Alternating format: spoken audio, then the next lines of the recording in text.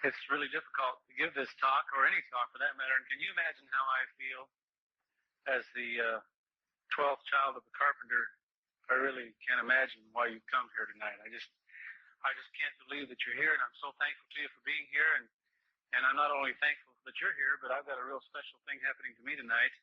I have a sister that I haven't seen for 12 years, and she's here tonight. And she's not a member of the church. She's from down in Yuba City. And so I could even say, because of Betty being here, that I'm nervous. I don't get nervous when there's a bunch of people here, but when my sister's here, good grief, I've got to impress her. Betty, I'm so thankful you're here and your friends, and I'm so thankful you could make it. And I guess I could just say that over and over all night, and in 2 hours would be gone, and wouldn't have to say anything else. This is a very difficult subject to talk on, to say the very least, because there are certain kids who are going to come to the audience tonight who heard that I was going to speak on rock and roll, see? And they're going to come in the door and they're going to be thinking, oh boy, we get to hear another talk, somebody knocking our music. Well, the problem is, it was my music long before it was your music. I was a rock and roll disc jockey for about 14 years, and I always loved rock music. And besides, we're not just talking about rock music tonight. You know, we call this Fireside Talk the Occult and Rock and Roll. That's the title it got given by somebody 5 years ago, and it could actually be entitled Witchcraft and How It Enters Our Home. Because really we're going to talk about witchcraft as a whole. You see, it isn't just in rock music. In fact, somebody said one time, what about country music? Somebody put up their hand back and said, what about country music? And the stake president behind me whispered, oh, they just sing about adultery. And, you know, we have all kinds of interesting problems, and we're not here to look at music per se tonight. We're here to talk about a problem of a personage called Lucifer and what he has done to obtain a following in the earth. Now, then the problem when you get to that point in the talk is everybody's a little afraid because they've heard, in fact, a lot of people, if I said, let's see a show of hands of those who think it's against the church policy to talk about Lucifer. We'd see a bunch of hands go up, and people say, that's right, I've heard that if you talk about the devil, you invite him in. So, Brother Bryson, how do you propose to talk about the devil without inviting him in? Well, now there's another problem. See, first of all, it is not the church policy to not talk about the devil. You know what the church policy really is?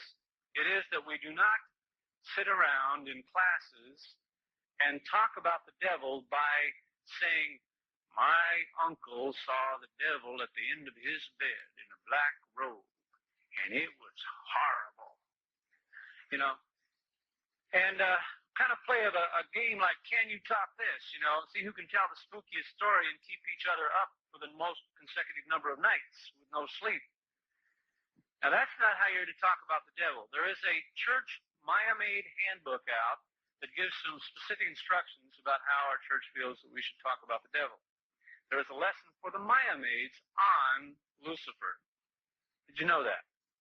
And in big black headlines it says, not to do what I've just indicated, not to play a kind of a can you top this game where everybody tells spookier and spookier stories, but instead it says, stick to discussing the doctrines of the adversary so that these Maya-maids can use this information to resist temptation. See, so there's nothing wrong with talking about the doctrines of the devil. And what I'd like to do tonight is talk about the doctrines of the devil. What he teaches, what he believes, why he believes it, the history of those beliefs, who's believed it down through history, and what they're doing with that information today. Now, the next problem is, see, I got lots of problems tonight. Next problem is, how are you going to talk about the devil without scaring us to death? You see, if I say the word demon, right away, all the people who have been to the movie Exorcist get this horrible picture in their mind of some real screechy character with horns and talking like this, see? You want to know what a demon really looks like? Now, you can go to all the Hollywood movies you want, but you're not going to see what a demon looks like by going to those movies. The Exorcist, Poltergeist, The Entity, the Amityville Horror, and so forth and so on. Another problem people have is they say, when I say the word witch, they picture this little lady with a black pointed hat and a hooked nose and a wart right here. And she's hovering over a cauldron going, double bubble, toil and trouble. Now, you see, if you're stuck in that vocabulary reference frame, I'm going to have a tough time talking to you tonight because none of that's true. I'll show you a picture of a witch. Want to see a picture of a real witch? I mean, a real one? Here's a picture of a witch. Yoko Ono, wife of John Lennon. John Lennon is a sorcerer, a well-known sorcerer. Let me give you some names of other sorcerers. Georgia Frontieri is a sorceress. She owns the Los Angeles Rams. Want to see a picture of a sorcerer? Pick up the album by the Eagles called Hotel California. The Hotel California is the headquarters for the First Satanic Church of America, run by Anton LaVey, who wrote the Satanic Bible. He's a sorcerer. His picture is on the cover of the album. The song, Hotel California, which is a multi-zillion seller, says it's easy to get in, but once you're in, you can never leave, right? The reason why they say that is because that is where human sacrifices are held regularly. Why do people believe in these things? Is there anybody else who believes in sorcery, or just those people you named? Oh, there's thousands and thousands. The book, the Satanic Bible, is a record of Satan's dealings with men on the earth. The Bible is a record of Jesus' dealings with men on the earth and God's dealings, right? The Satanic Bible is just the opposite. It's the record of Satan's dealings. It's published by William Randolph Hearst, the daddy of Patty Hearst. His company is called Avon Printing. There are thousands of Luciferian societies all over the world teaching a certain doctrine. You need to know about that doctrine. I'm going to spend a second here talking about demons so that you'll feel better. Section 129 of the Doctrine and Covenants is revelation from God in the latter days here through Joseph Smith, and he talks in here about demons. Section 129 is an entire section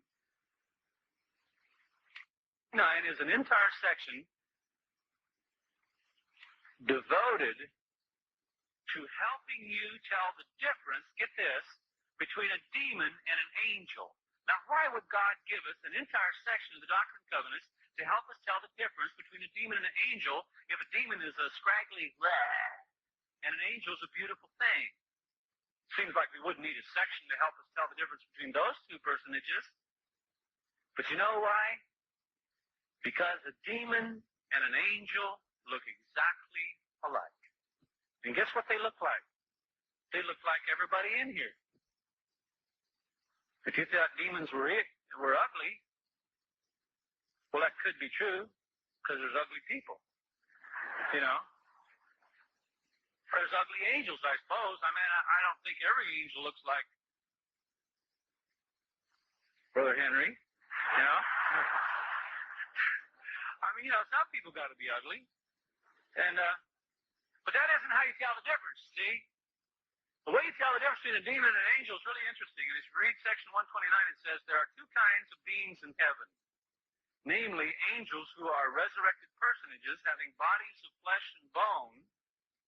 Notice it didn't say flesh and bone and blood, because angels do not have any blood.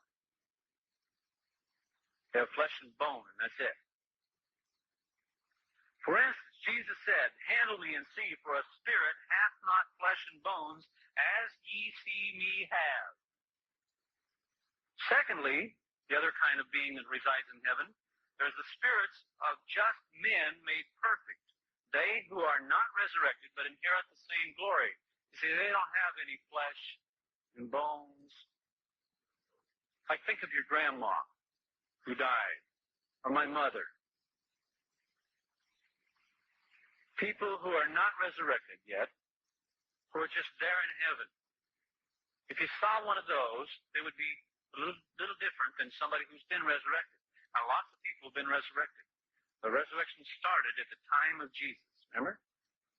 Now, when a messenger comes, in verse 4 it says, when a messenger comes saying he has a message from God, just because he says he has a message from God does not mean that he has a message from God. He could be a liar. He could be a demon. They look just alike, the angel and the demon. So you have a responsibility. When somebody walks through the wall of your bedroom and says, I have a message from God, now you laugh, see? Right there you laugh. Lots of people smiling, got these big grins on your face. Hi, that'd be exciting. Well, let me ask you something. Why do you think God gave you a section 129? Because nobody was ever going to need it? Nobody's ever going to have anybody walk through their bedroom wall? If that's what you believe, you probably don't believe there's a London, England. I don't believe in London, England because I've never been there. When I see London, England myself, I'll believe in it. That's kind of hard-headed, isn't it? There are lots of people who have seen London, England, right? Take their word for it. It's there. I've been there. I went to London, and guess what? It's there. Just take my word for it. I'm going to tell you something else. Take my word for it. Spirits come through the wall into little kids' bedrooms. Take my word for it. Don't wait till you see it to believe it. Just believe me. It works. There's lots and lots and lots of people seeing spirits these days. There was a kid in Abilene, Texas, told me he'd seen a spirit for 2 years. Kept coming into his house all the time, talking to him. I said, what was the spirit's name? He said, its name was Radishak. Now that's interesting because I met a girl in Reading, Pennsylvania that told me the same thing. And that's interesting because I know a guy in Spanish Fork, Utah, who told me that he sees spirits all the time. I said, did you ever see one called Radishak? Yeah. That's what he said his name was. Now you're sitting there thinking, well, you put the name in his head, he's going to feed it back to you. No. Because there was also a girl from Salt Lake who told me the same thing. Giving this talk on spirits, do you think people call me on the phone and tell me any sacred experiences they've had? Do you think after giving 5 years of Sunday night firesides, I get calls from people in the middle of the night saying things like, Brother Bryson, we have a problem. There's footsteps running up and down our mobile home. Been outside with a flashlight, don't know what to do. One time a girl came up to me with her father up on the pulpit after the fireside, and we were standing here talking. My wife was with me, and I said, honey, you ought to be with me sometime and hear some of these really good stories. This girl came up and she says, Brother Bryson, what do you do when you have, is it wrong to have a table that floats around the room at family reunions? So we have one. It's been in the family for years, and we think it's Grandma. You think the table is what, possessed by Grandma? Yeah, my dad's the bishop. He'll tell you, and the dad walks up and says, yes, I'm the bishop, and yes, we have a table that floats around the room. But yeah, we think it's harmless. The kids ask the questions like, when will I get married? And it'll tap out 18 on the floor. And I said, Bishop, I have a real good idea for you. Fast and pray and cast the unclean spirit out of the table and tell your children to stop getting revelation from a table. Somebody else might say, oh, you don't have a table that floats around the room. Hey, I've seen weirder things than that. If somebody tells me they got a table that floats around the room, and especially if he's a bishop, he has a table that floats around the room. Brigham Young talked about that. Brigham Young talked about how spirits could even, he said, you let them bake and pass out pancakes. So what? All it's going to do is convince you that there's a spirit world.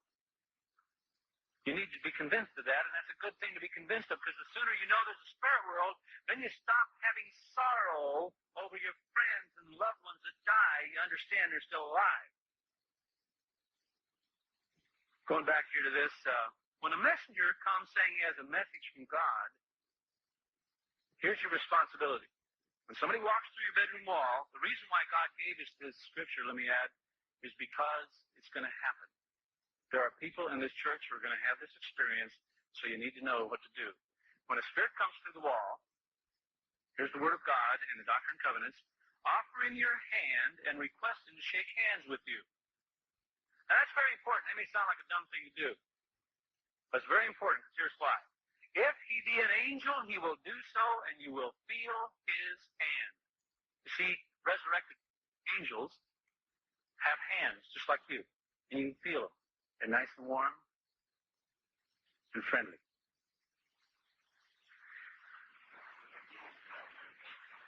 People walk through the wall, I promise you, you're going to forget what to do.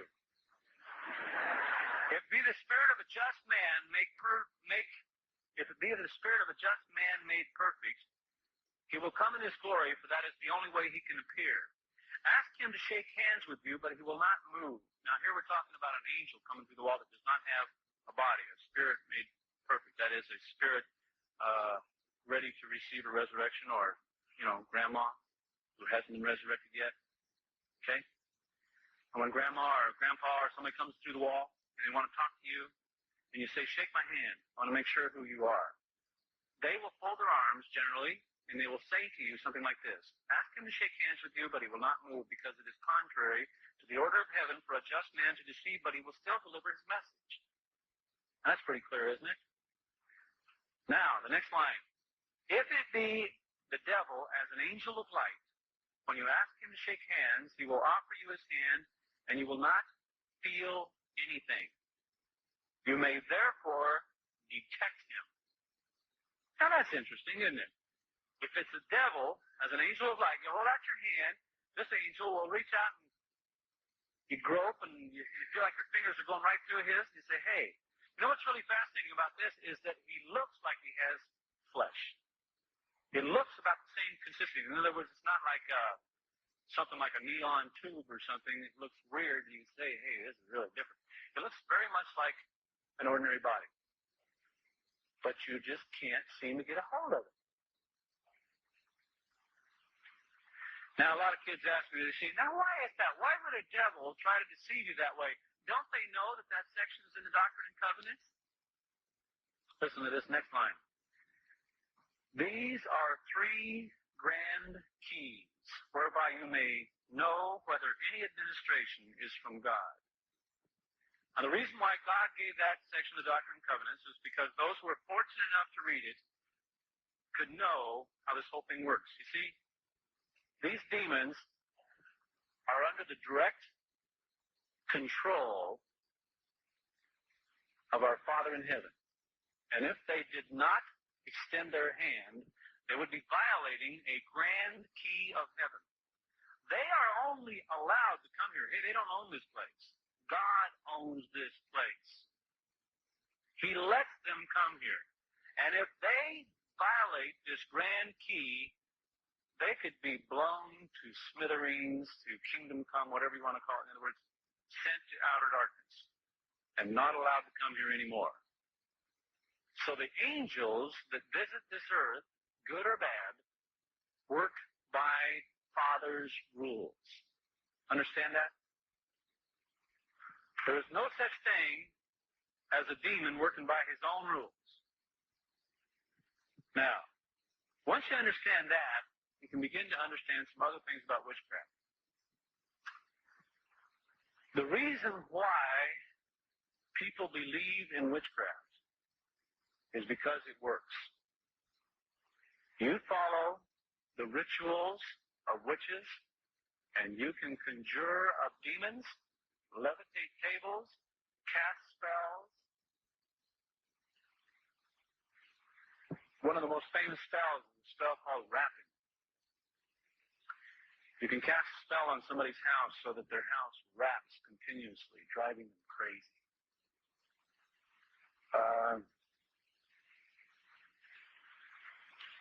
You Mormons, you believe, don't you, that the priesthood of God can be a shield and protection to you, don't you?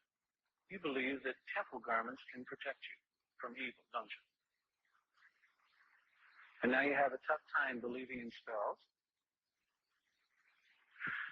All spells is the operation of demons upon living beings.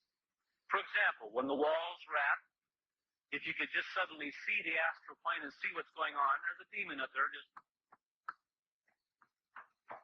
knocking on the wall. Nothing spooky about that. Just that you can't see him. He can run around the room like crazy. And I was talking to some missionaries in Kalamazoo, Michigan about this, and they got really fascinated about that. I was showing them some quotes from Brigham Young's Journal of Discourses and about how he talked about this all the time and how it's an ancient curse, and told them several stories that I know of people who have had this spell cast on them and everything. And we stayed up till 1 o'clock at night talking to this missionary and some of the priesthood leaders there in Kalamazoo. And so finally I was getting really tired because I'd only slept 1 hour, and I came all the way from Syracuse, New York to that Fireside there in Kalamazoo last summer. And it was a hot August night, and the stake president said, Brother Bryson, why don't you park your motorhome over here next to the church, and just there won't be anybody here to bother you, so why don't you just, they had a parking lot on 2 sides of the building and a super highway on 1 side, and here was this grassy area, a nice dark corner over here, and he says, why don't you go over here and park the motorhome? So I did, and plugged it in the side of the building, and really tired.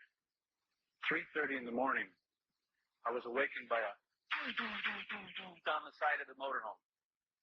Across the front. Down 1 side. You think that woke me up? Just spent all that time talking about rapping to these missionaries, and all of a sudden here's my motorhome rapping in circles, going round and round my motorhome. And the first thought I had was, the missionaries. One of them's probably got a potato bag over his head, and he's running around out there knocking on my motorhome. So I looked out, and there was nobody there. Down 1 side, across the front, down the back, across the side. Now I was getting mad because I thought, dadgummit, some witch has come to my fireside and cast a spell on this motorhome, and now I got to move.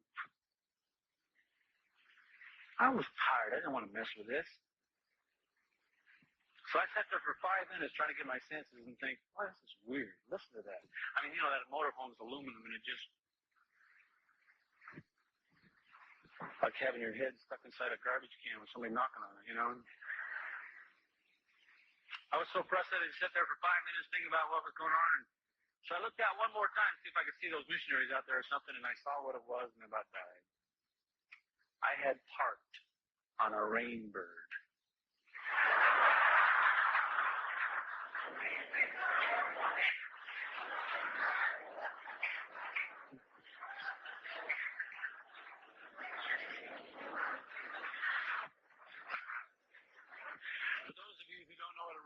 It's an automatic sprinkler system. And I suppose that many of the events that happen in people's lives, they would say, after it happens, you say to yourself, I bet you there's some logical explanation. But there is nothing quite like having a demon walk through the wall and talk. Strangest thing in the world. And I'll tell you what. If it hasn't happened to you, it may never. And you can be very thankful that it's never going to happen. But if it does happen, you need to be prepared. Because it's happening to thousands and thousands of people today. A young boy in Pleasant Grove, Utah, kept a journal of the events of his life. From the time he was an active seminary student, when he left the church, he just kept right on writing the journal. He was visited by several spirits, including one called Raoul.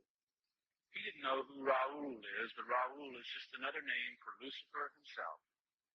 Can you believe that Lucifer himself took the time to come to Pleasant Grove, Utah, to speak to one little kid named Alden Barrett? The journal that he wrote after he committed suicide was made into a book, which was published by Bell Books, called Jay's Journal. It is an account of what is happening thousands and thousands of times. If that were an isolated case where it just happened once, maybe I wouldn't even be giving this talk. But spirits are appearing regularly today throughout the United States and the world. You can hear all the stories you want. In 2 Nephi, chapter 29, there's a prophecy by Nephi in the Book of Mormon.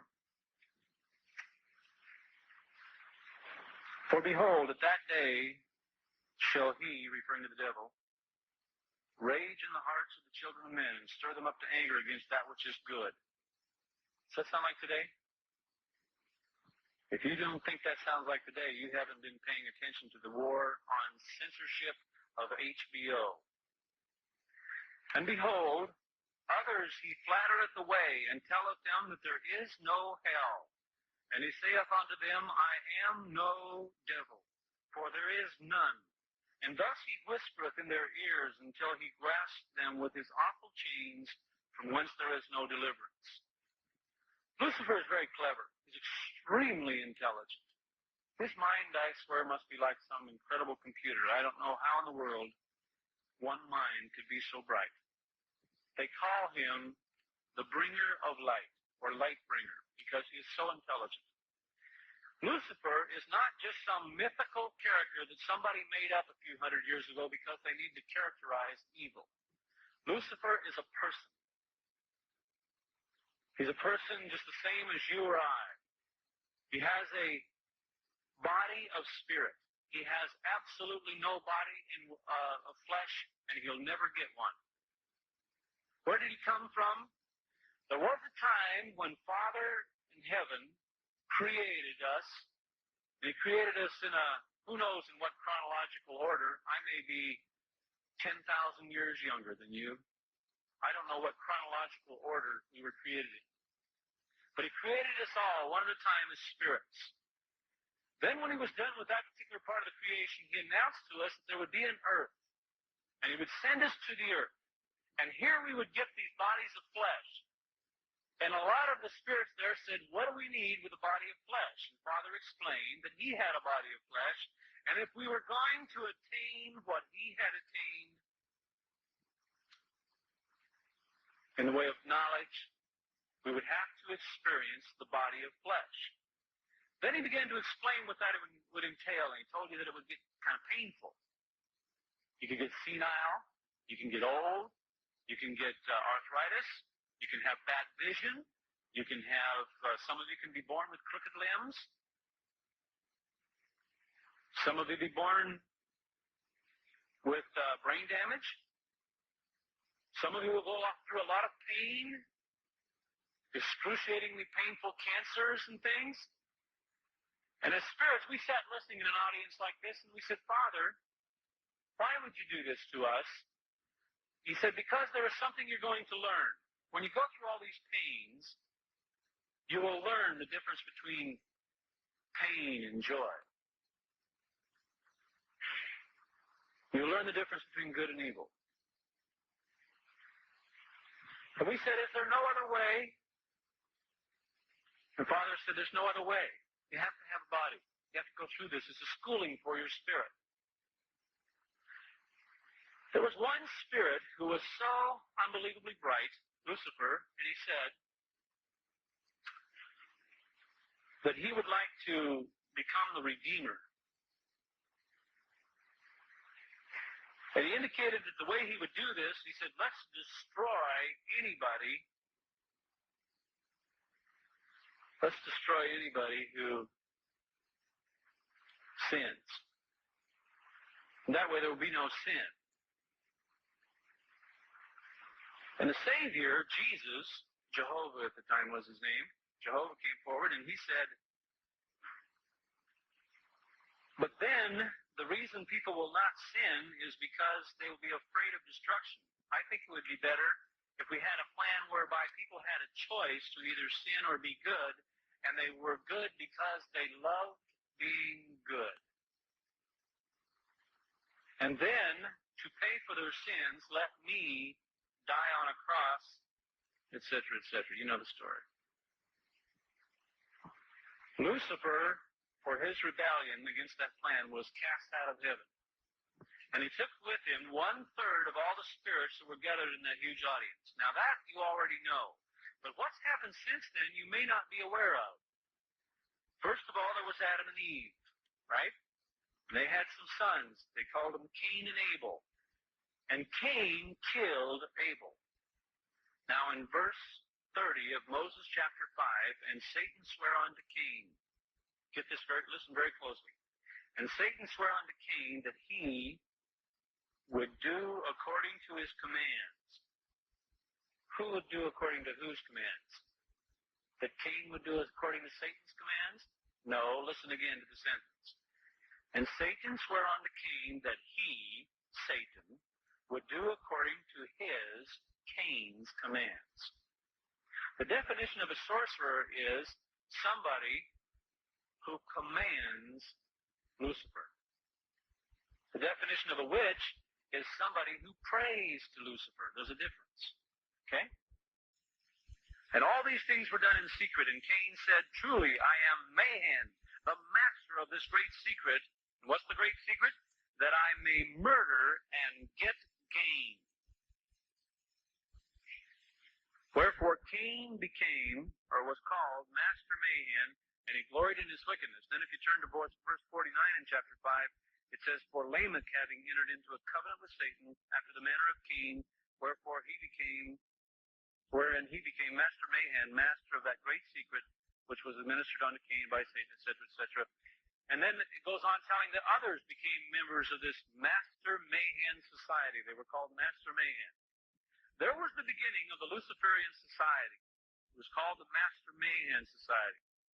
It has existed since that time down to this day. Now, if you doubt that, we can go to the Book of Mormon and we can read in Helaman chapter 6, various people have prayed to Satan and became part of this society. And it names them here, starting with about verse 26.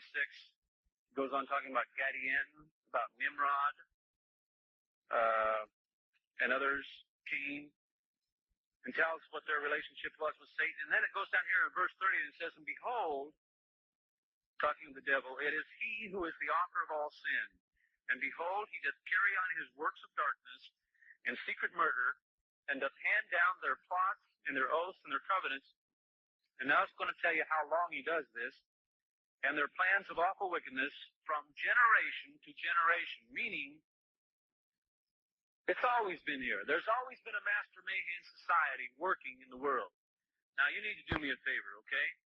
When I begin talking about this is going to sound a little scary to you. To think there are people who worship Lucifer, especially when I tell you what they do and what they believe in. And that's another problem I have. To talk on this subject and make it so that everybody doesn't want to run out the door and go home and sit and tremble all night long. Any one of these little girls in the front row have more power in their little finger than all of the demons and Satan combined. All you have to do is cry out, in the name of Jesus Christ, I command you to leave. And whatever's come through the wall will leave. You're in charge because you have a body. Now that's if you're pure. If you're not pure, ye have no promise.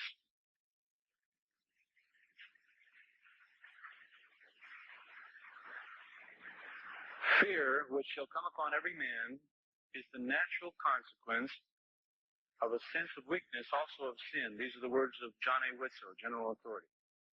Fear is the chief weapon of Satan in making mankind unhappy. He who fears loses strength for the combat of life, for the fight against evil. So I don't want you to be afraid tonight, okay? Nothing I say should make you afraid. Therefore, the power of evil ever seeks to engender fear in human hearts. You feel like somebody's tugging at you, making you want to be afraid of what I'm saying? In this day of sorrow, fear walks with humanity. It directs measurably the course of every battle. As leaders in Israel, we must seek to dispel fear from among our people. A timid, fearing people cannot do their work well. So why am I talking about these horrible things? Witchcraft, Satan, demons. Isn't that going to make you afraid? Listen. The Latter-day Saints have a divinely assigned world mission so great that they can't afford to dissipate their strength in fear.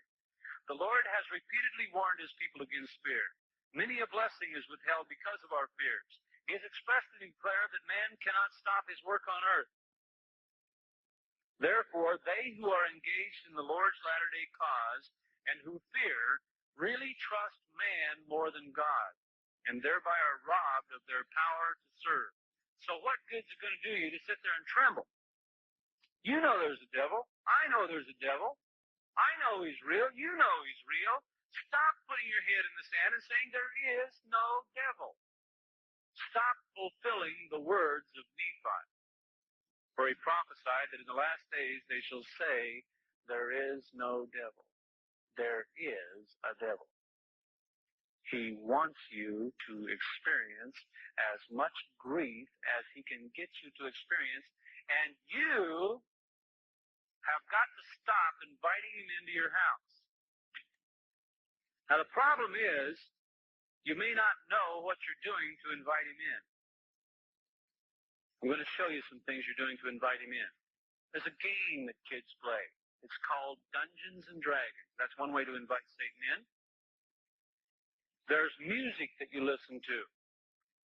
And the way I can show this to you, some kids once upon a time heard me what I was going to speak on, and they inquired. They said, where do you get your information? Have you seen people in witchcraft? Have you done... Hey, I'm not going to tell you anything tonight that I don't know for sure. I did not start my study in witchcraft because I wanted to be a whiz-bang witchcraft speaker. Far from it. In high school in Richland, Washington, I dated a girl whose name was Sharon Tate. She became a very good friend of mine, and when I moved to Hollywood to become a songwriter, she moved to Hollywood to become an actress and starred in the movie Valley of the Dolls. And then she was murdered by Charles Manson, who is this moment living and in prison and is one of the greatest sorcerers of our time.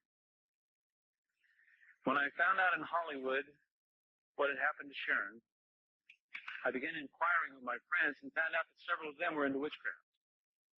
And I began to study witchcraft not because I wanted to know so much that I could go speak on the subject, but just so I could understand why would anybody kill my friend Sharon? And I found something I didn't want to find.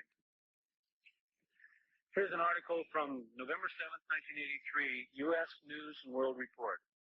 This gives you kind of how things are right now. A headline, U.S. News and World Report. The occult blossoms into big business. Seances, psychic fairs, readings, and lectures all feed an abiding interest in the supernatural world. Goes on here to talk about a multi-billion-dollar business with millions and millions of people buying books. If you want to see how many people are into the occult, go down to your local mall, wherever you have a mall, or wherever there's a bookstore. Stand at the bookstore by the side of the shelves marked the occult, and watch and see who comes in that day. High school principals, police officers, and there's a steady stream of people coming up buying books. Some bookstores tell me they can't even keep certain books in. There's books entitled Modern Spells for a Modern Witch. Listen to this. Here's a picture on this page. Laurie Cabot, who calls herself a good witch, practices her ancient art in historic Salem, Massachusetts. Laurie Cabot, an avowed witch, has become a local industry for the city of Salem, Mass. Attired in her hooded black robes, she is the official witch of Salem, a title given her by the Commonwealth of Massachusetts. She is the state witch. That bother you? Bothers me. I thought this nation was founded on the belief in God we trust. Now I'm beginning to ask, which God? When you turn over the dollar bill, not far from the words in God we trust is a picture of a pyramid with an eye in the top. Is that a Christian symbol? No, it is a symbol of the Illuminati. What's the Illuminati? A rose by any other name is still a rose. A rose is a rose is a rose. I don't care what you call it, it's still a rose. Any name you give witchcraft, it's still witchcraft if it teaches certain doctrines. Let's go into the doctrines a little bit and let's see if we can find out what witches believe. And then we're going to go into some rock and roll music and we're going to show you how these doctrines are being taught. Here's the National Enquirer. I'm going to start with a rather bizarre source here. March 27th, 1984, by following simple instructions, everything you desire will materialize instantly. Just snap your fingers and count 1, 2, 3, you can become a super being. Now, they're not calling it witchcraft here, are they? This is a full-page ad in the National Enquirer. If you think these people have no money behind them, Call the National Enquirer advertising department and say, what is the price of the full-page ad? You will see that in order to run one of these ads every week, it costs several $100,000 to over $1 million a year. And that's just one magazine. I can pick up 50 magazines and show you witchcraft ads in all of them. Cast all doubt aside, techniques now developed could easily give you superhuman qualities that could enhance your life. Split brain motivation, psychotronics, physionics may sound like so much mumbo-jumbo, but in reality they are easy to apply aptitudes that will give you unheard-of capabilities in the area of ESP, time travel, bilocation, and enable you to contact outer space kingdoms and invisible life forms.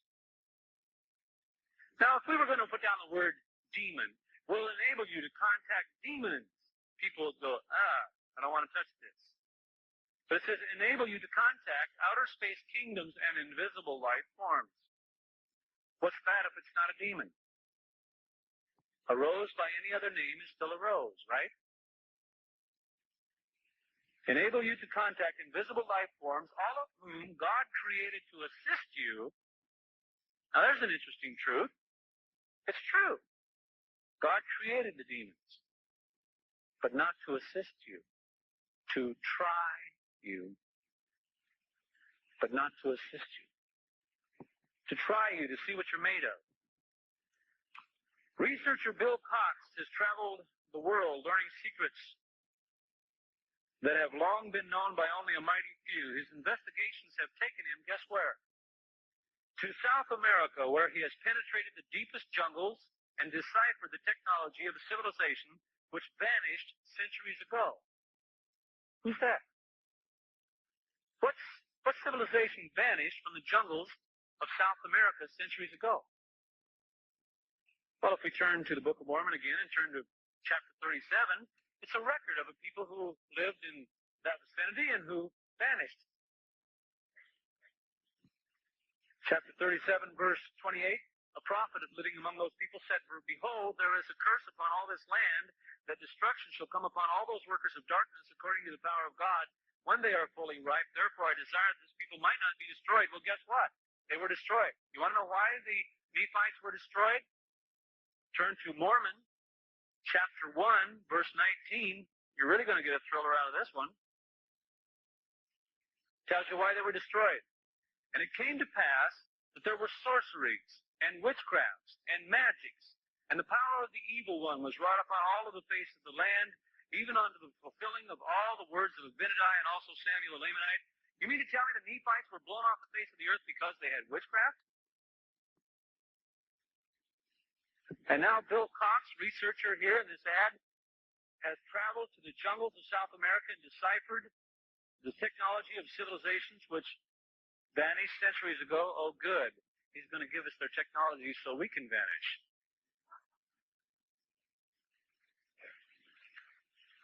The ancients knew about it. A long way from being uneducated, many ancient cultures existed that were far superior to ours when it came to knowledge of the universe.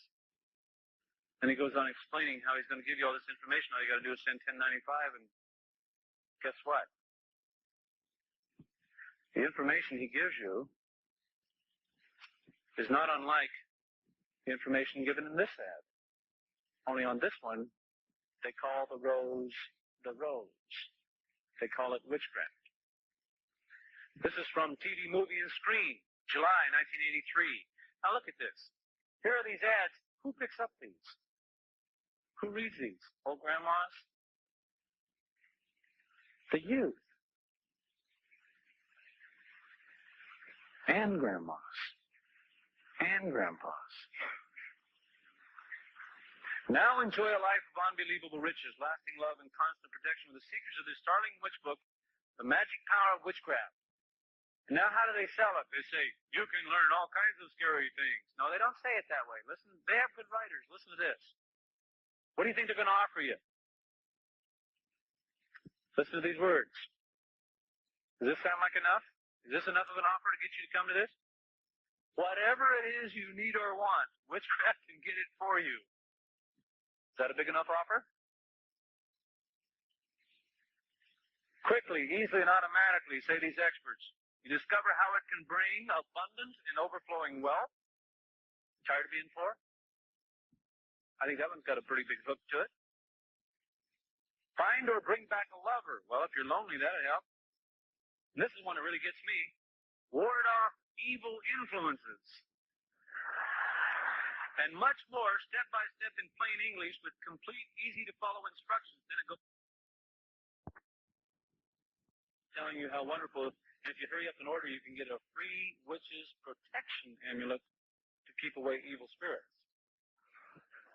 Boy, does that boggle your mind? You thought, well, I thought witches were bad. You mean they're going to give me stuff to protect me against evil? Well, you know, I was looking through one of these witch books, and I came across this one. It was really baffling to me. It says, How to Defend Yourself Against Black Magic and Witchcraft. Are things going well for you? Or do you find that nothing seems to work out the way you want it to? You can't seem to get ahead at work. You have strange pains in all parts of your body. You have strange pains in all parts of your body, blah, blah, blah. Old friends seem to be avoiding you. Perhaps you may be the victim of a black magic spell. So it tells you how to get rid of that. Witchcraft, very interesting. Just remember, when you ponder about witchcraft, that the father of witch is. And the definition of witch is liar. When Styx stands up on stage and they say, we're not into black magic, they're lying. How do I know that? Take the record Snowblind by Styx and turn it backwards. And it says very clearly, oh, Satan, move in our voices. Play it forward, and it's a song about cocaine. Now I'm snowblind. Styx, the very word itself, is the river that flows around the throne of Satan. It's known by witches as the river of no return. When an innocent person crosses over that river in the astral plane, they can never get back. There's no way to come back. What is the astral plane? Well, that's another word for spirit world.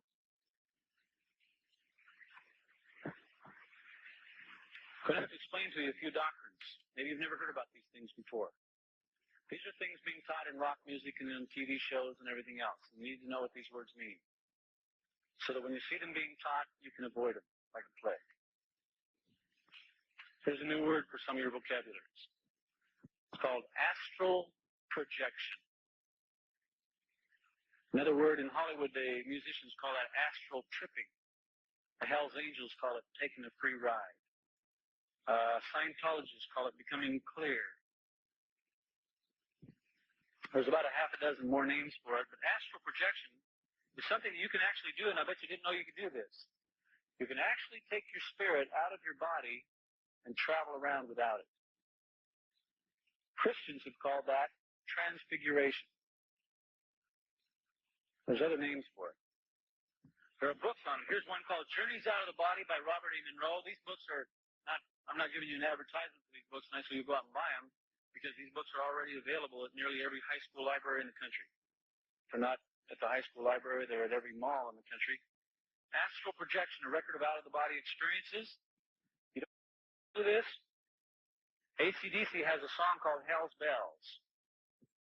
Chills run up and down my spine, AC/DC sings. If you're into evil, you're a friend of mine. I can split the sky like a bolt of lightning in the night. If God's on the left, I'm sticking to the right. Hell's Bells. The bolt of lightning referred to as Lucifer. Taking your spirit out of your body and traveling through the sky like a bolt of lightning in the night is a reference to astral projection. You can hear it in millions of songs. I heard one the other day, one of my favorite songs by the Bee Gees. I even have a tape of it that I listened to in my car. And I drug out one of my old Bee Gee tapes as I was driving along across the Nevada desert, and I plugged in this song, and on comes my old favorite Bee Gee song, Just My Dog and I at the Edge of the Universe. And I started listening to the rest of the lyrics. I about fell off the chair. I couldn't believe it. The entire song is about astral projection.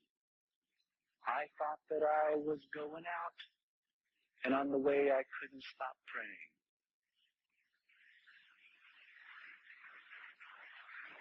Talks about leaving the body. There's just so many obscure songs. There's another song by the Moody Blues years ago from their In Search of the Lost Chord album said, fleeing through the universe, thinking is the best way to travel. It's another reference to astral projection. You find lots of them where they're talking about taking the spirit out of the body and moving around without it. Here's an interesting book. It's called Astral Projection, the Llewellyn Practical Guide to Magical Power. Llewellyn means, this is reading from the back cover, Llewellyn means bringer of light, deriving from the name of the great Celtic hero and god, Lugh, who is both messenger of the gods and the god of light himself. I wondered about that, and so I turned to my Latter-day Saints, St. James version of the Bible. In the back, there's a Bible dictionary. And under Lucifer, I found this. Literally, the shining one. Also, light bringer. Another name for Lucifer is light bringer. Now let me read this to you again on the back of this book here on astral projection. The Llewellyn Practical Guide to Magical Power. Llewellyn means bringer of light. Is that any different? Is that any reference to Lucifer? Deriving from the name of the great Celtic hero and god, Lugh. Well, wait a minute. What's Celtic hero? Lucifer was a very big druid god. Celtic. Lugh, light bringer, bringer of light, who was both messenger of the gods and the god of light himself. This is a Luciferian society. They have very swank offices in St. Paul, Minnesota. If you turn to here, it tells you how to practice this, taking your spirit out of your body business. You can do it with various drugs, LSD in particular. A lot of kids doing LSD find themselves out of their body accidentally. Now, before you think this would be fascinating and think, well, I think I'll go try this, just remember this.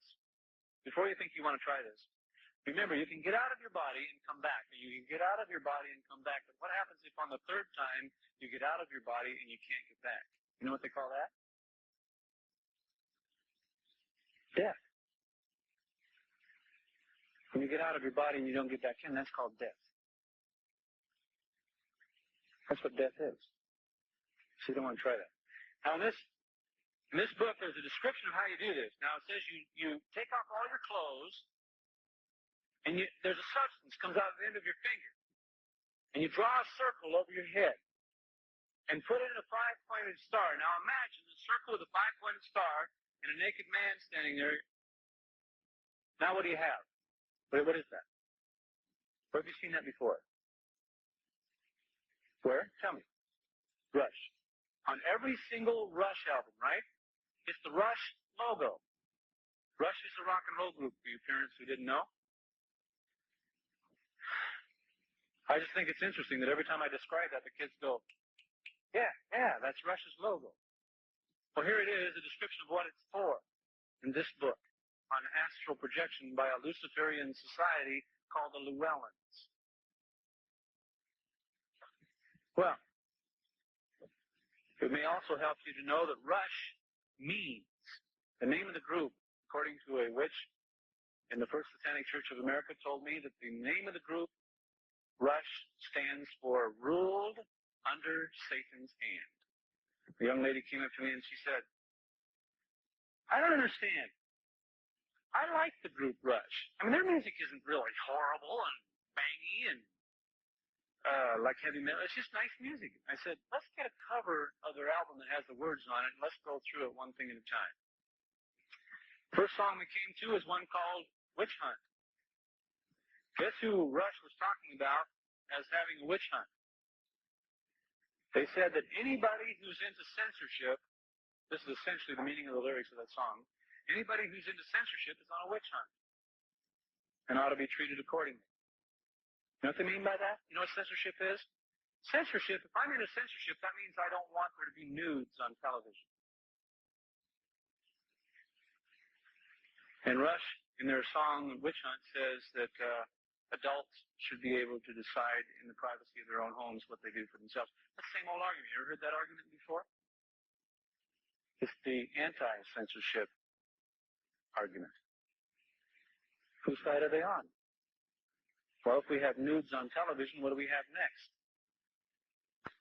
A lot of free love, and then we have a lot of abortions. And what's that? Murder. Rush is on our side? I don't think so. Next song says, everybody needs to try a little reverse polarity. I asked the little girl I was talking to, I said, you know what reverse polarity means? She had no idea. I said, well, that's bisexual. In other words, if you don't like being a boy, be a girl. If you don't like being a girl, be a boy. That's reverse polarity. That's street talk. Very common language. Everybody that knows street talk knows what that means. And the little girl said to me one time, she says, Brother Bryson, if you didn't tell me what that meant, I'd never know. So it's your fault. You know, that's like saying if you got 2 glasses of clear liquid here, and you're real thirsty, and you want to drink, and I know that one of them's strychnine, and I tell you which one it is, so you won't drink the strychnine, you going to hate me for that? Or would you rather have somebody there to tell you which glass? Both look like water. Both look just like water.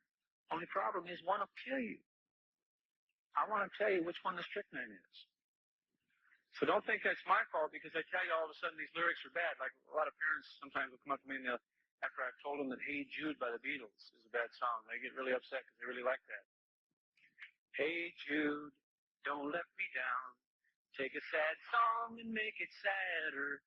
The moment you let it under your skin, then you begin to make it feel better. Jude is a well-known street word for heroin. So when they're singing, Hey Jude, they mean, hey, heroin.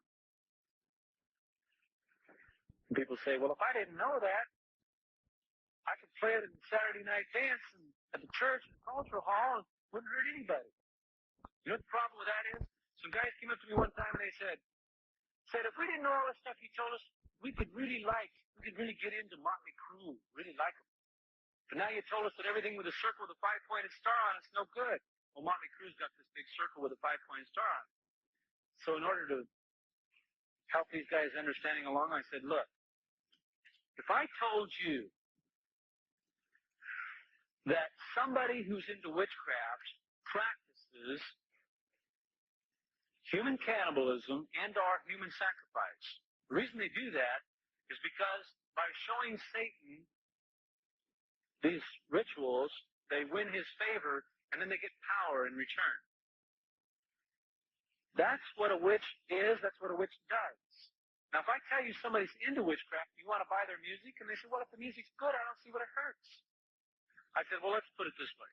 If I bring you a platter and I hold it out to you, and I say, give me $10, I'm going to use it to build an altar. Then I'm going to kidnap children, and I'm going to slay them on this altar. Would you give me $10? The kid said, no. I said, then why would you buy an album from which the proceeds assist witchcraft? See, it isn't just a matter of you understand the lyrics or not. LDS youth today are spending $30 million buying music that is totally inappropriate. That's the problem. We're helping those people along. You know, $30 million, we could build a temple every year with that. Unfortunately, kids, you are building a temple, but it's not one of ours. It's one of theirs. That's why we need to talk about this.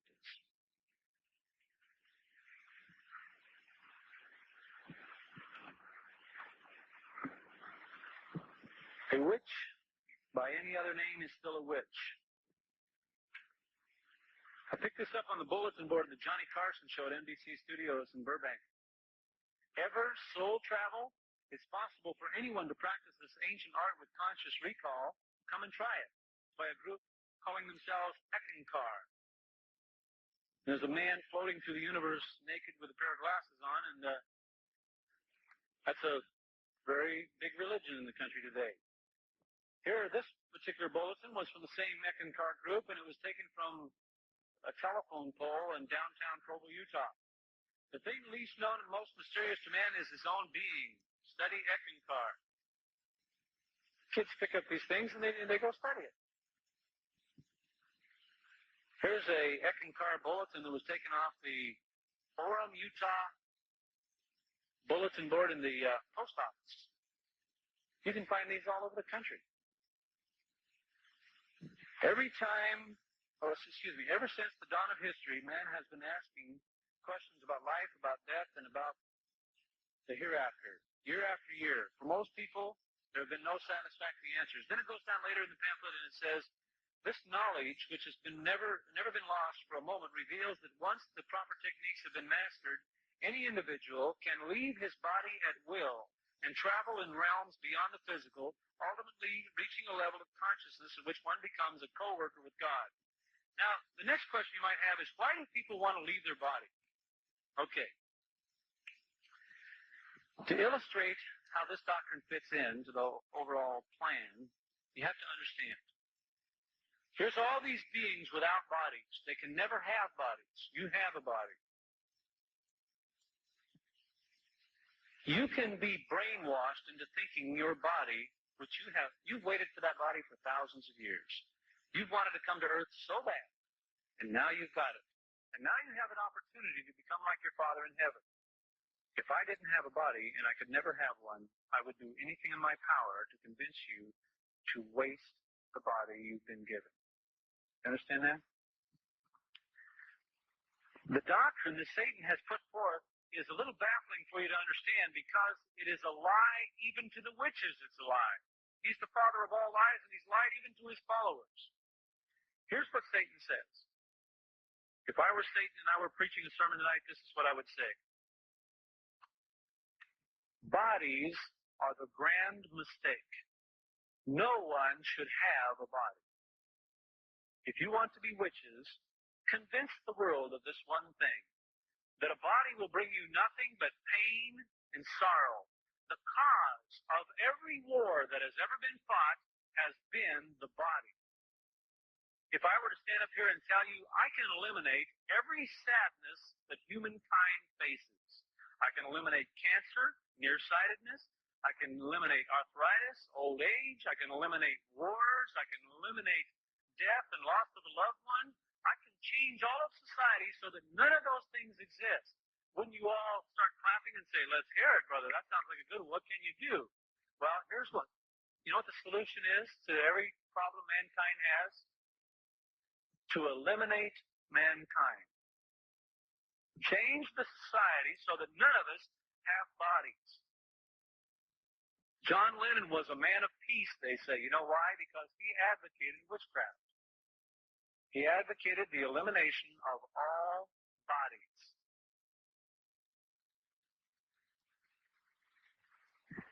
If you eliminate the body, you can have no pain. So you see, a thinking, intelligent, smart person could say, I think I'll be a witch, if they didn't know any better, if they didn't know about Christianity. If you deal with Satan, and Satan says, I will give you fame and power and riches and glory. All you have to do is worship me. And when you worship me, all you're worshiping is the idea that the body is a mistake. That's all I'm asking you to do. You understand? Once you get that, that's the very key of understanding all that's to follow.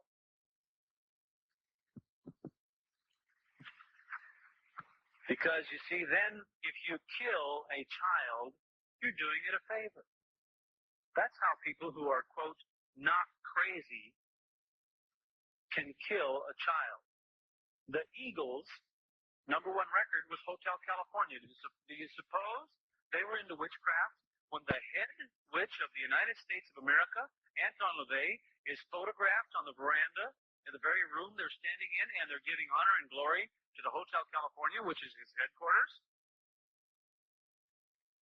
And yet they're one of your favorite groups, you say? How about John Lennon? This is a book called The True Story of John Lennon's Final Years. It's called Dakota Days. In page 22, it says, I have a surprise for you, John Lennon said at length when we had recovered a new project. Another seance? That was yesterday. No, we three are going to embark upon an adventure. Do you think you could find the spear of destiny, For those of you who don't know, the spear of destiny is the legendary weapon that is said to have pierced the side of Jesus of Nazareth during the crucifixion. A companion piece to the Holy Grail, the spear too is reputed to have great magical power. A common belief, where such beliefs are common, holds that the owner of the spear will rule the world. Now, where are such beliefs common? That the spear that stabbed Jesus when he was on the cross, if you hold that spear, you'll rule the world. Where is that a common belief? Have you ever heard of it before? It's certainly not common in this room. It's common only among witches. John Lennon spent his life looking for the spear of destiny because he wanted to rule the world. Is that enough evidence to condemn the man? The man who wrote this book is John Green. If you look in the fly leaf here, you'll see that John Green was hired as a tarot card reader by Yoko in 1974, became involved in their lives as an advisor, confidant, and friend.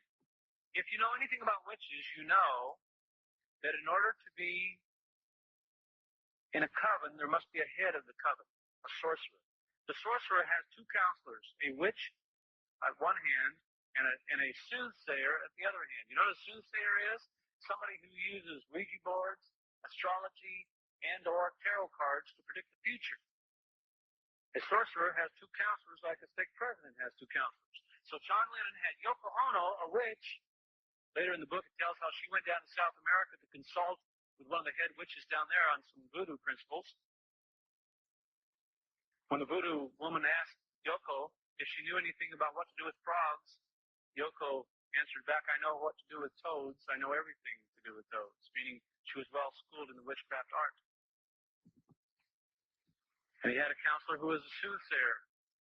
That's how you can spot a sorcerer. To help you understand that, Hitler was a sorcerer. One way you can tell is that he had a counselor who predicted the future, who was an astrologer.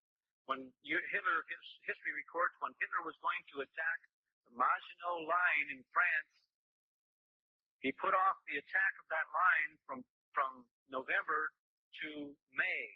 People said the reason why he put it off was because of the rain, the heavy rains. It was later discovered the reason why he put off the attack was because his astrologer told him the stars weren't right. That's one sign that Hitler was a sorcerer. Now let me ask you another. Is there any evidence to show that Hitler ever sacrificed human beings to get power? Ask our Jewish friends. In other words, the rule applies that if sacrifice brings forth the blessings of heaven, it probably, another kind of sacrifice, brings forth the blessings of hell, right? And the more people you sacrifice, the more power you can get. Try 6 million Jews. Page 28 of this book about John Lennon starts talking about how John Lennon and Yoko Ono requested John Green to run a wedding for them. They've just been living together so long they want to be married. So guess how John Lennon and Yoko Ono were married? Church wedding? Druid witchcraft. On page 29, you can discover the supplies they had at the wedding. If you know anything about Druid witchcraft, you know that you cannot be married unless somebody is killed at the wedding. You use an unused knife and you catch their blood in a silver chalice and you drink it. Supplies, silver chalice, unused knife, 2 jade rings, white candles, plenty of them, etc., etc. And then they had a witchcraft ceremony. John Lennon, a man of peace. You know, it's really interesting. I've been reading in the papers how Yoko Ono has been giving the money from the estate of John Lennon to charity. And then I look very carefully at the bottom of the article and it lists the charities. The Spirit of Light Foundation. Does that sound like Bringer of Light Foundation? God of Light Foundation? Spirit of Light Foundation? What's the difference? You say it's not happening. Not here in this good, sweet country of ours. In order to teach the youth all they need to know about witchcraft, if I were the devil, I would have a game. I would teach them all the names they need to know. I would give them books like the Fiend Folio. I would teach them the meaning of words like incubus, incubi, succubus, succubi, on and on and on, so that the children of today would understand the spirit world like their fathers never knew it. Because then when demons start walking through the wall, the kids are already acquainted with the information. A curse from Dungeons and Dragons led to the suicide of a 16-year-old high school student, his parents say, in a suit over the popular fantasy game. That was handed to me in Gainesville, Florida after this talk. Police speculate death of brothers linked to suicide fantasy game. And on and on and on it goes. If you play Dungeons and Dragons in your house, you have invited in all the spirits of the underworld.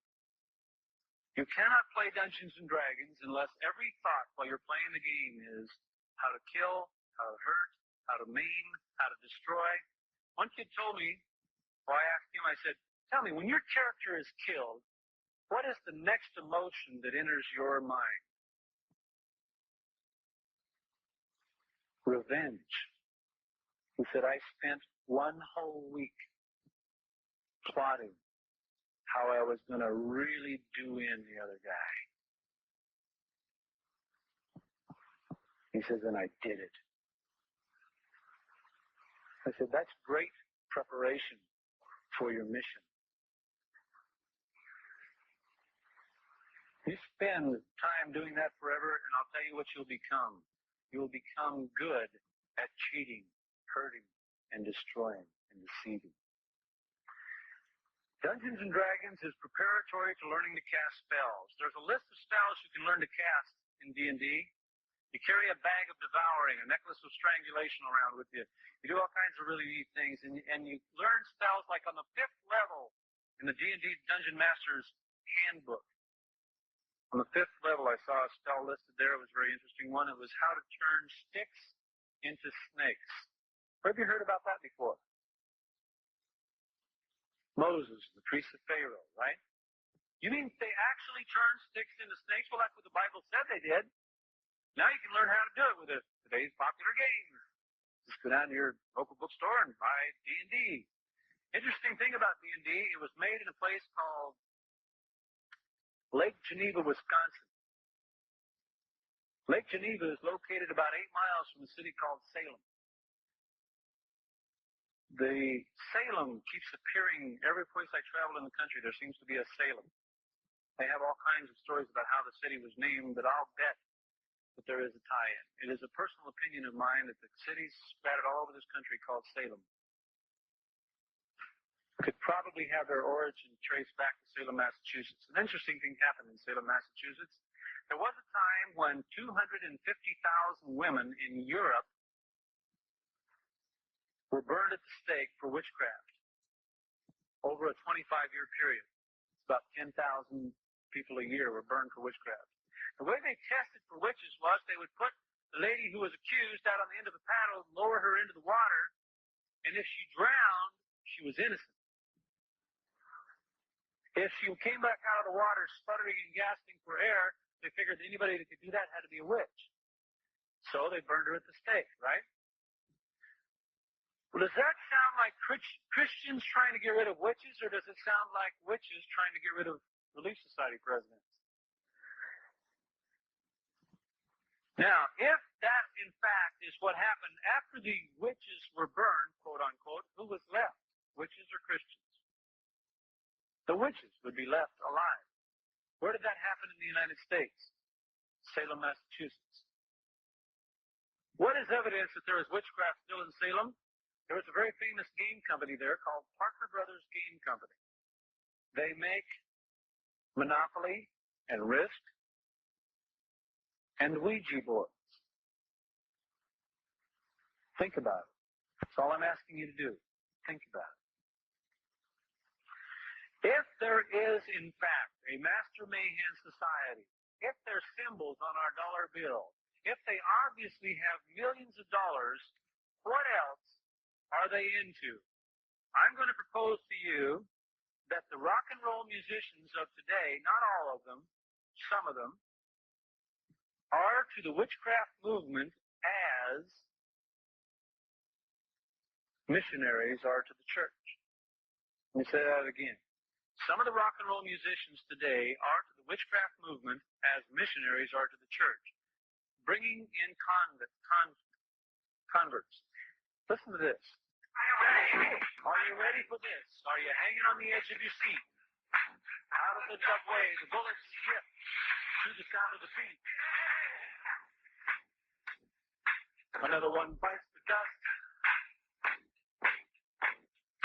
Another one bites the dust. And another one's gone. And another one's gone. Another one bites the dust. Hey, hey, gonna get you too. Another one bites the dust. Easy lyric. Nice little sing-along. Talking about a guy named Stevie who went out and got a machine gun. And hey, gonna get you too. And another one bites the dust. Bang, bang, and another one's dead. And another one bites the dust. The song is about mass murder. So we play it as the #1 dance record at our church dances for 2 or 3 years. That's interesting when you consider just that fact alone. But then when you play it backwards, you get something more startling than ever.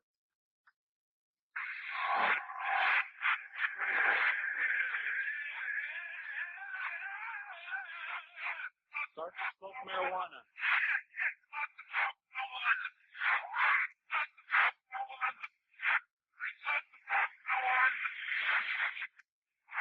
You had trouble hearing him say, start to smoke marijuana. I'll play it for you just a little bit slower.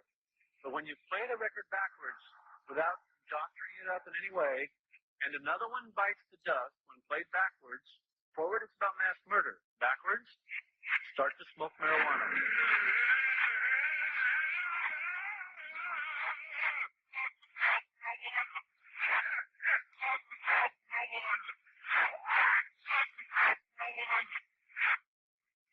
The next question you might have is, how in the world do they do that? How can you talk about mass murder forward and another one bites the dust and play it backwards and automatically it says start to smoke marijuana? How do they do that? There's been about 2 million sermons on the subject. This is called, by the preachers of today, I think they gave it the name, it's called backmasking. A lot of people believe the myth, and I quote, say that it's a myth, that when you listen to the record and another one bites the dust, you will have a strange urge to want to start to smoke marijuana because your mind is like a computer and it can unravel that and play it backwards and then you can be convinced by it. Now really, let's be reasonable. If I sat here in front of your face and said, start to smoke marijuana, start to smoke marijuana, start to smoke marijuana, would that make you want to start to smoke marijuana? No. Not just by repeating the words over and over and over again. Are you going to get somebody to want to start to smoke marijuana? And especially are you not going to get them to want to start to smoke marijuana by saying it backwards. And another one bites the dust, and another one bites the dust. Do you feel like smoking marijuana now? Didn't work, did it? So why did they do that? Now, a lot of people would like to believe that that's why they did it, so that the whole world would start to smoke marijuana and they got a marijuana farm and they're going to make some money. That's not why they do it. You want to know why they do that? I'm going to explain that one to you. In Helaman, chapter 6 again, talking about the Gadian robbers, verse 22. And it came to pass that they did have their signs, yea, their secret signs, and their secret words. And why did they have them? It explains it right here. And this, that they might distinguish a brother who had entered into the covenant. That whatsoever wickedness his brother should do, he should not be injured by his brother, nor by those who did belong to his band who had taken this same covenant. Now, if you and I were going to go out and do battle, and we're going to go out in the middle of the night, and we're going to shoot people, and they're evil, and we're good, and we're going to do this little war thing, you might say to me, Brother Bryson, there's about 500 of us here. When we get out there in the middle of the night, isn't it very logical that some of us might shoot guys that are on their own side? Why don't we wear some kind of let's put a red light on our forehead or something, so that let's put an armband on so that we can lay in the bushes, but we won't shoot anybody unless they don't have on the red armband. See, that's common military strategy, common sense, isn't it? Well, if you're a witch and your whole stock and trade is to kill people to give homage to Satan, Wouldn't it be nice if you're going to be a witch that you have some sort of a secret symbol or sign or secret word so that people who are into witchcraft, who are spread all through the society, maybe even here tonight, wouldn't it be nice if you could tell which ones were witches if you were into witchcraft? If you had a secret symbol or a secret word. So that's one of the reasons for secret symbols. But this is a peculiar one. Here they are. They've got a lyric that says, and another one bites the dust, and you play it backwards, and it says, start to smoke marijuana. They do that because they want to show how utterly powerful Satan's mind is, to give him glory. For example, if Brother Henry and I were to, if I said to you, let's sit down tonight and let's come up with a sentence that says something wicked forward and wicked backwards, how long do you think it would be for us to come up with a sentence like that? It'd be an incredible long time, wouldn't it?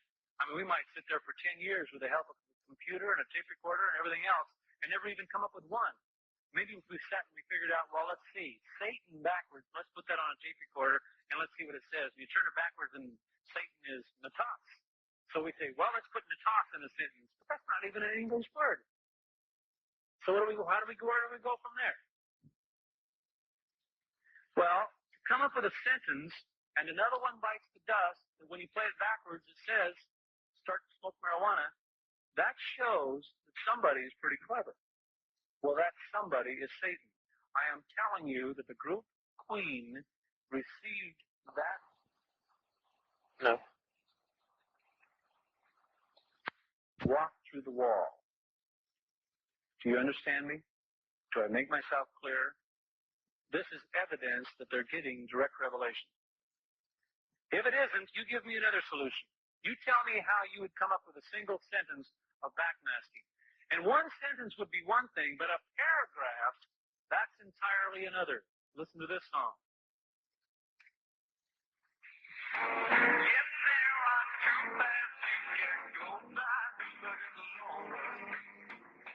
This is one of the #1 records of all time. The lyric you just heard is, yes, there are two paths you can go by, but in the long run, there's still time to change the road you're on.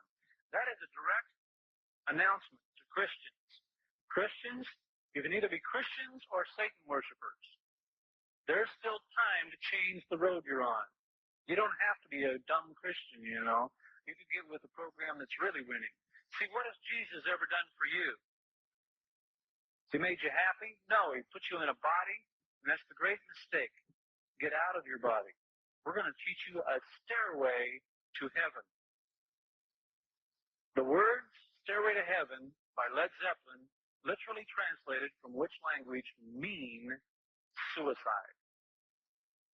Suicide has become the #1 cause of death of teenagers in this country today, surpassing automobile accidents and sickness combined nearly. Now,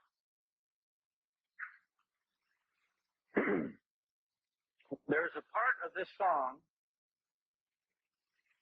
that says, when there's a bustle, let's see, if there's a bustle in your hedgerow, don't be alarmed now. It's just the spring clean for the May clean. Would you in your wildest imaginations think that if you played that entire paragraph backwards, it would say something? If there's a bustle in your hedgerow, don't be alarmed now. It's just the spring clean for the May clean. First of all, the reference to the May clean is a dead giveaway that this song is about witchcraft. Because the May queen is a witchcraft figure named Estes. Now, listen to this. When you play that backwards, here's what you get. Here's to my sweet Satan, the very famous witchcraft chant. Here's to my sweet Satan, the one little path is there, whose power is Satan. Here's to my sweet Satan, the one little path is there, oh, whose power is Satan.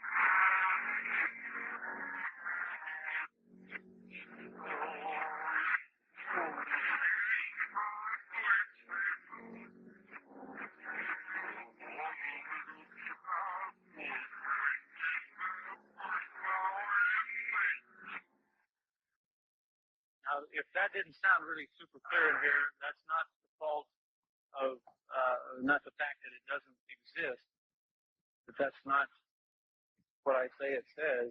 If the sound system didn't carry that, I'm sorry.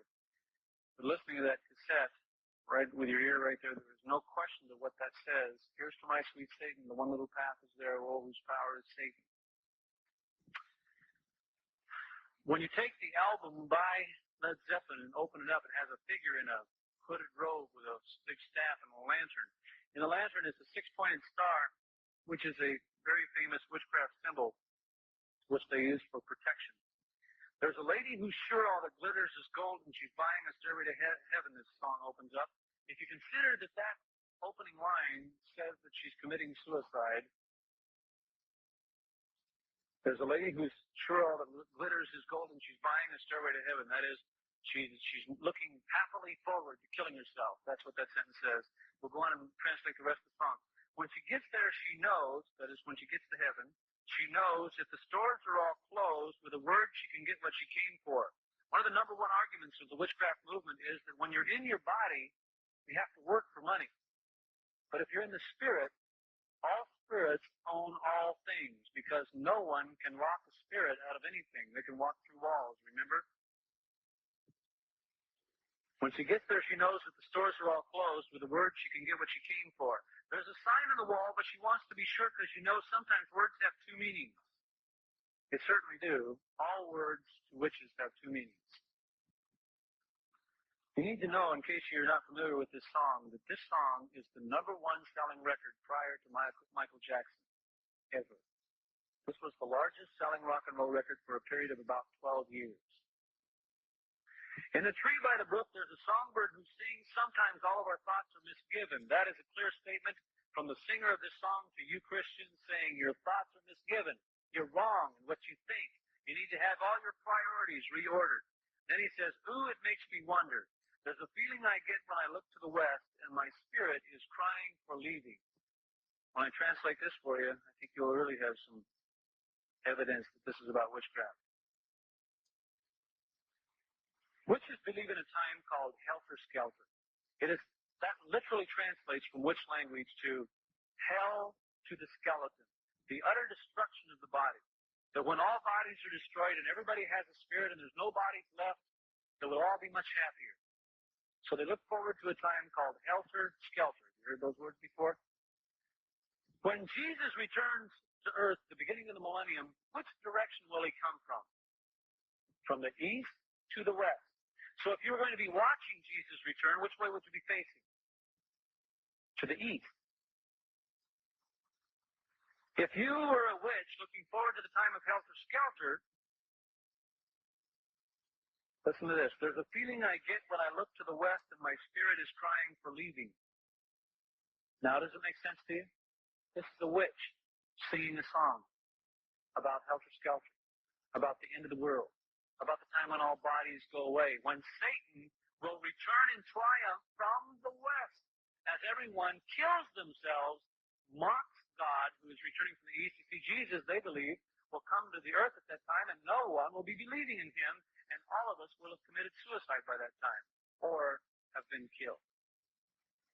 In my thoughts, I have seen rings of smoke through the trees, and the voices of those who stand looking. This refers to the demons who are there to help you make this decision. And it's whispered that soon, if we all call the tune, then the piper will lead us to reason. Is there any doubt now what this song is about? Who's the piper? And the new day will dawn for those who stand long, and the forest will echo with laughter.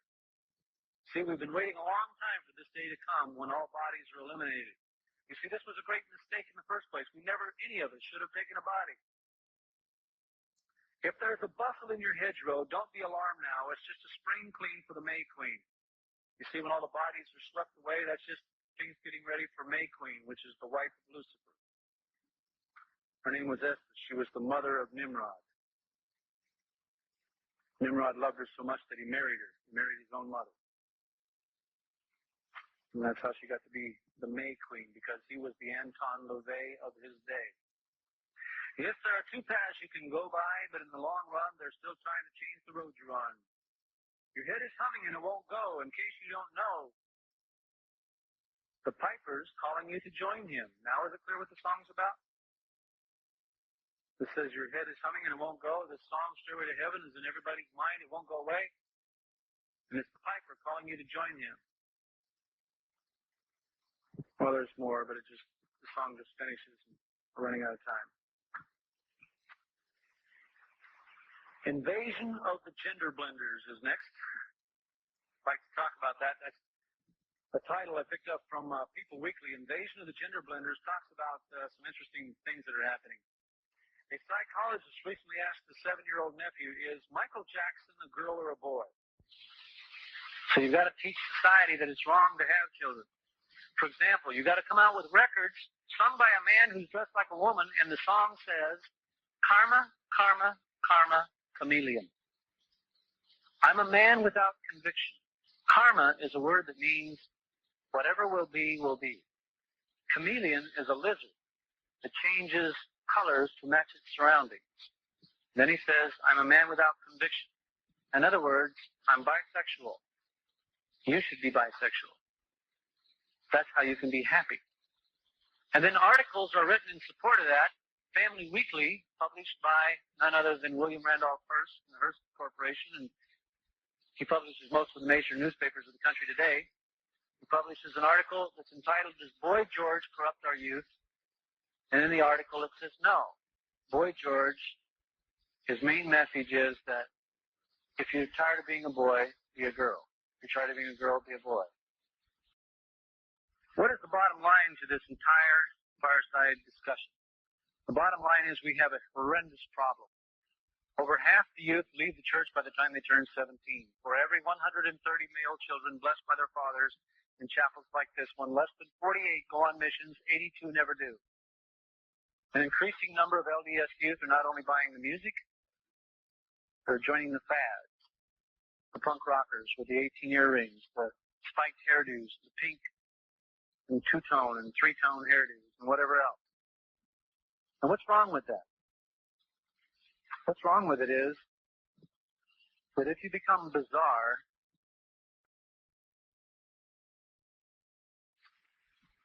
and what's wrong with that? What's wrong with it is that if you become bizarre, you ostracize yourself from those who are not bizarre. Then you can no longer meet in the same buildings, talk the same talk, walk the same walk. If Satan can divide you from your peers who are now righteous, once he gets you alone, he can teach you whatever doctrine he wants. And he's got plenty of doctrines. Once you start messing with astral projection or even Ouija boards, you're into a world full of real, live creatures that really talk, that really appear. I had a parent come to me one time and said, Brother Bryson, my children never knew anything about this. I don't think it's right that we have fireside talks like this. It was so depressing for me to hear all these things. To this person and any like that, I would like to say this. There once was a man who had a horse. It was a beautiful horse, and everyone in the community admired him for this beautiful horse. One day the horse ran away, and all the friends came over and said, Good grief, you've lost your fantastic horse. He said, How do you know that's bad news? They walked away scratching their head thinking, boy, this guy's crazy. He lost his wonderful horse. That's all he had. He was the richest man in the community. Now he has nothing, and he doesn't even know it's bad news. The next day the horse came back. The horse brought with it, from the canyon where it had gone, it brought with it 13 mares that followed it home. Now he had 14 horses and going to have a lot of little horses. People came over and said, what a fantastic, lucky thing has happened to you. And he looked at his friends and said, how do you know that's good news? I said, boy, this guy's crazy. He doesn't know the difference between good news and bad news. The next day, his son went out and looked at the horses and saw that these horses were wild and they needed to be tamed so they could be useful. So he got up on the back of one, was going to ride it until the spirit broke. And the horse threw the son on the ground. And the son was maimed for life. The friends came over. What a horrible thing has happened to your son. He looked at his friends, even though he had a tear in his eye, and he said, how do you know that's bad news? I said, boy, you are really crazy. You do not know good news from bad news. Now your son is lame for life, and you don't know that's bad news? The next week, the emperor came to town. And he announced that there was a war declared, and he conscripted all of the able-bodied young men and took them off the battle, all except for the man who had a son there that was crippled. You might guess the next week, all the sons of that village were killed. The only man left with a son was the man with a crippled son. The moral of the story is, before you judge any piece of information you receive, if tonight you are depressed, is that good news or bad news? Isn't it about time you got depressed enough so that you might clean up your home, change things before it's too late? You belong to the Latter-day Saints Church, many of you. There is something really fantastic that is about to happen. I've got just a couple minutes left, and I would like to finish by telling you what I think is about to happen. All of the stake centers in the church are tuned into a satellite called Westar by virtue of these large satellite receiver dishes. 1,000 stake centers are thus tuned into Westar. We could take cultural halls like this and put on the stage a 12 by 12 foot projection system so that you could watch the picture on that satellite. We could have every Saturday night a dance,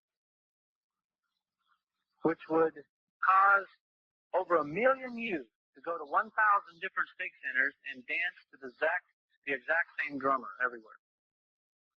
We could have speakers come on in the middle of the lecturers come on in the middle of the dance. And for 15 minutes, ladies and gentlemen, tonight we'd like you to hear from Gordon Jump, a radio WKRP in Cincinnati. He's a member of the church. Or you could have Danny White, quarterback of the Dallas Cowboys, who's going to bear his testimony to you about why he believes in the church. You could have tonight's closing prayer is going to be given by one we all know and love, President Spencer W. Kimball. Before he gives the prayer, he said he would like to talk to the youth. And by that, he means he'd like to talk directly to one youth. So we've arranged a phone call to Gridley, California, and Brian Cowan's going to talk to President Kimball. We could have some fun, couldn't we? You know what the cost of that would be?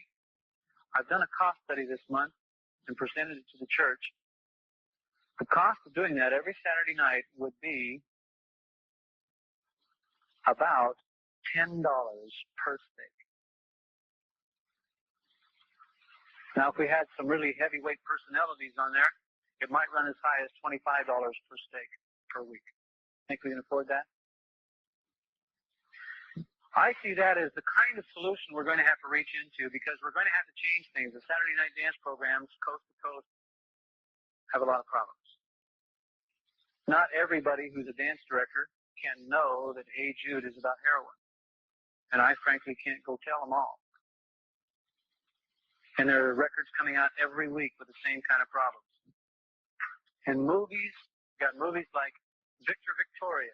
The entire purpose of that movie was to give homosexuality a forum for preaching its doctrine.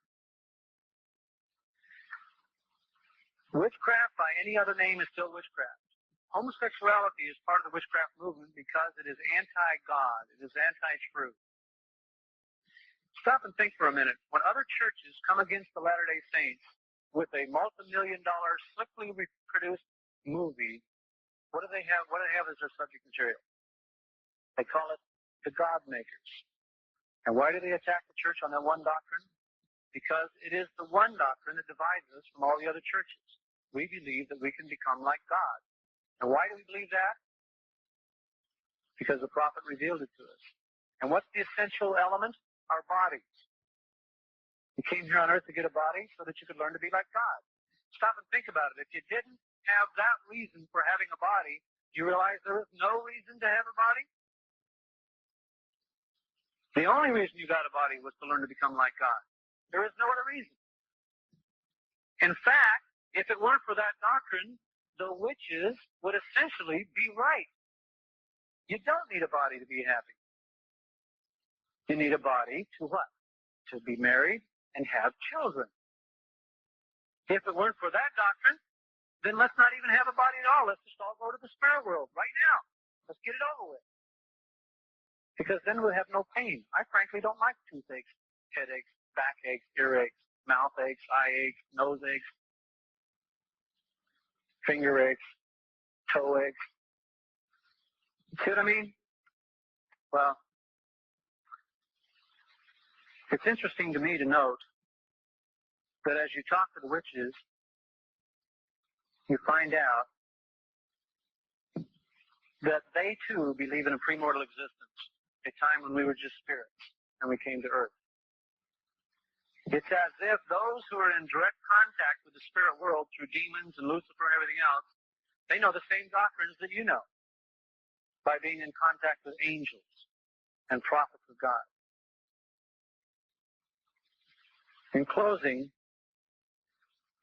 Tuesday night I'm going to give a concert called Winning the Testimony War. Tonight I've told you what's wrong with witchcraft, what's wrong with some of the music you listen to. Tuesday night I'm going to demonstrate what's right with music and how music can be used to uplift people, I hope. So I hope you can come to that, because the whole purpose in it is to uplift you. Been doing it for 5 years. And I'm very thankful for the crowd that came last night. It was really a lot of people there. The one last thing I'd like to say is probably the most important thing. I could not stand up here and list all of the rock and roll groups that are bad. In fact, always when I'm through, somebody comes up and says, Brother Bryson, you told us what was bad. Tell us what groups are good. Well, the problem I have with that is like 3 years ago, if somebody would have said, tell us somebody that's good, I would have said, well, there's this girl who sings really beautifully and she is dressed very prettily and she sings really nice songs. She must be okay. Her name is Olivia Newton-John. But look what happened in the last 3 years. Olivia Newton-John did a 180-degree turn. So you see, don't ask me to list to you all the good groups, because if I do, then you can go on quoting Brother Bryson forever and saying, well, Brother Bryson said Olivia Newton-John was okay, so I'm going to listen to her. Well, so I'm going to leave you with what I think is the big tool. If you need to know the church is true, you can find out by asking God, and He will tell you. That sounds funny, doesn't it? How is God going to come into your room and tell you that the church is true, that Joseph Smith really saw God? Well, you believe that, don't you? A lot of it. And I'm going to tell you something else. If you want to know what music you should have in your life, ask God. And that way you'll never be deceived. Ask what TV shows you should watch. Ask what games you should play. Ask what you should do every step of the way. Lead me, guide me, walk beside me, help me find the way. Teach me all that I must do to live with Him someday. I hope and pray that nothing I have said tonight has been injurious to anyone. I hope you've comprehended all that I've had to say. We could probably talk for another 2 or 3 hours on the subject. I just want you to know with all my heart and soul, the reason I came here tonight was not because I need some kind of an ego boost. I have to stand up in front of 1,000 people every Sunday night or my ego goes to pot. You know where I'd rather be tonight? I've got a wife and 4 babies that I really love, and I'd really like to be with them. That's where I want to be. When I tell my wife that I'm not going to do this anymore, she says, Lynn, if you quit, then who will do it? And she doesn't exactly push me out the door, because she wants me to stay home too. But it's an unanswered question for us. I just feel like, having been warned, it behooves me to warn my neighbor. I didn't come here because I wanted some great political acclaim. I only came because I love you. I didn't come to offend you, to hurt you, to mix you up. I came to tell you things that I know are true. And I also know that if you clean up your life, you'll be benefited. A young man in Orem, Utah, by the name of Tim, had a brother who was killed in a car wreck last year. His name was Roger. Tim became depressed and started playing heavy rock and roll music in his bedroom. Grandma came to stay one night, and she heard all that music coming through the wall, and she told the mother to go turn off that radio. And the mother said, I've lost one son, I'm not about to lose another. Grandma said, humbug. She stomped upstairs and jerked the radio out of the wall. The next morning, Grandma and Mother were sitting there waiting for Tim to come down the stairs to see how he reacted to the episode. He came downstairs and he was crying in the morning. He said, I have just had the spiritual experience to end all spiritual experiences. You'll never guess what happened last night. Roger came in the room. He said that he had tried to get into the room on many occasions, but he could not because the music kept him out.